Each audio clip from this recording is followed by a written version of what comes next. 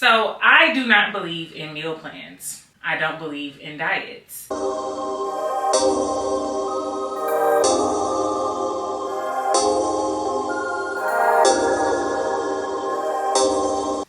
Hey everybody, welcome back to my channel. If you are new here, I invite you to like, comment, and subscribe, and share this video with someone who you think might find this information useful. This is my first video of 2024, and I really wanted to get into something a little controversial just because I know this is something that a lot of people are having an experience with right now. You know, New Year, New Me is here, and a lot of people have New Year's resolutions regarding their health and their wellness. And so one of the topics that I get a lot of questions about is that of meal plans, diets, and that type of thing. So I wanted to get right into it. So I do not believe in meal plans. I don't believe in diets. So that's a pretty controversial take because most people believe that a diet and a meal plan is literally the only way to go. And while they do work for some people, they are not a one-size-fits-all way to lose weight and can keep it off long term. I want to get into why I don't believe in meal plans and diets, and also what my personal approach to eating is, so that maybe it can give you some inspiration to think outside the box when it comes to your weight loss and fitness journey. So as a personal trainer, one of the questions I get asked by new and prospective clients is, do you offer meal plans? And I want to first address the fact that I know some of the personal trainers are going to get out there and they're going to roll their eyes at me. But as only a personal trainer, I have no formal training where dieting and food consumption are concerned. And so therefore, creating meal plans for my clients is out of my scope of practice. And so that's one of the reasons I don't offer them as a personal trainer. However, as someone who just has been on a fitness and weight loss journey for over 10 years, I have just found that for me personally, meal plans and diets don't align with my long-term goals. And by long-term goals, I mean that when I am working towards something where my weight loss and fitness are concerned, maybe it is a lifting goal or a pound scale goal, whatever it is, meal plans and diets are not the way for me to go because I look for sustainable, realistic, and accessible changes to my diet. So being that I am on the move a lot, meal plans can be incredibly restrictive because I'm not always able to tote a bunch of food around and keep it cold and keep it safe to eat throughout the day. Additionally, diets can be incredibly restrictive, and for me, I already have a pretty restrictive diet naturally, and so adding more restrictions to my diet makes my life really, really miserable and really just makes me resent the whole process, which is one of the top ways to fall off the wagon where your journey is concerned. So I stay away from meal plans and diets for those reasons, but I also think that something that helped me create long-term sustainable growth or long-term sustainable results in my weight loss journey is the fact that early on I invested in increasing my food knowledge. Now, this is gonna look different for different people. Everybody is not meant to go vegetarian. If you wanna know more about my journey to becoming vegetarian, the early details of my weight loss journey, you can watch my previous video that I really went into a lot of detail on that whole topic. Being that I stopped eating meat cold turkey and really made a lot of changes early on, I created a different relationship with food that has allowed me to stay accountable and stay focused on my goals over the years without needing strict meal plans or diets. I want to talk to you a little bit about my approach to food. So I don't believe in good versus bad foods. And I know you're probably sitting there like, no, well, broccoli is good and fried food is bad. And while I totally understand that reasoning, I want you to hear me out.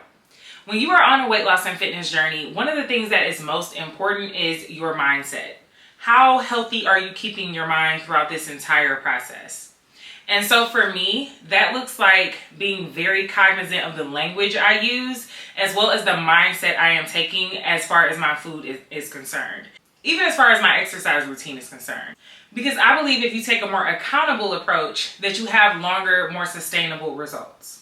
So I don't look at foods as good versus bad. I look at them as beneficial versus non-beneficial. So if you are someone like me who has a sweet tooth or who loves snacks, then you already know that cutting those things out of your diet can really just make you miserable.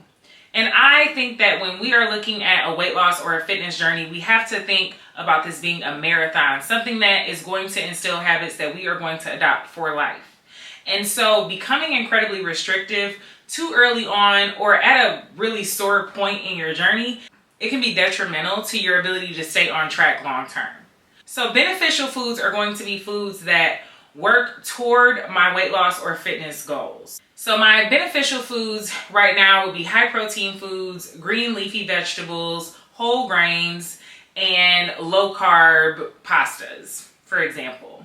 So my non-beneficial foods are going to look like French fries, tacos, veggie burgers with French fries. Things like that are going to be my non-beneficial foods. So listen to how I make all of this make sense with weight loss and fitness goals in mind. So if I know that as a human person with a social life, I am going to want to go out with friends on the upcoming weekend, then I'm going to be cognizant of the fact that maybe I don't want to go out with my friends and eat a salad. Maybe I want to enjoy a veggie burger and fries. I have to realize that while they are not beneficial foods to my journey, that doesn't make them bad. That I shouldn't punish myself for enjoying them or feel badly about having them a part of my diet. I think that it's very important to have balance in a weight loss journey. And the only way to really get that balance is if you are just being accountable and present during your journey. So if you choose to have that veggie burger and fries, you do it with the mindset of this is not necessarily beneficial to my goals. And so I have to make sure I am being present and accountable throughout my following week in the gym. So maybe you don't skip on cardio. Maybe you do the full 30 minutes of your routine. Whatever it looks like for you to go the extra mile so that you are balancing out the enjoyment you had with your friends, along with staying cognizant and staying on point where your goals are concerned, then it's okay to live your life. Another thing, another reason I look at the foods as beneficial versus non-beneficial is for a reason I just said. And mentally, we can get to a point where if we enjoy something that we shouldn't have or that is a bad food, we will literally punish ourselves and knock ourselves off our own wagon when we weren't even necessarily doing anything wrong. If we enjoy something that we want to have, like I said, out with friends, we should be able to do that and understand that it's a part of life and that we're on a marathon. This is not a sprint to the end of the weight loss goals. This is something that we want to adopt for life and really make a lifestyle change. And so if you enjoy those things, it's okay. You don't have to beat yourself up. You don't have to feel like you have totally thrown away all your progress and that you need to just literally let go and start from scratch. It is not that deep. And I really want you to keep that in mind when you're enjoying things so that you are not making your weight loss or fitness journey this punitive and incredibly stressful experience when it simply doesn't have to be. So you might be asking how you are supposed to figure out what your beneficial versus non-beneficial foods are for your journey. And I would say do the following. Start with your goals. So if you have a weight loss goal, which is going to be more associated with the scale and how the numbers on the scale move, or if you have a fitness goal that is more focused on your physique, while I'm here, if you do not know the difference between a weight loss and a fitness goal, I also addressed that in a previous video, and you can get a little bit more clarification and maybe even identify what type of journey you're on.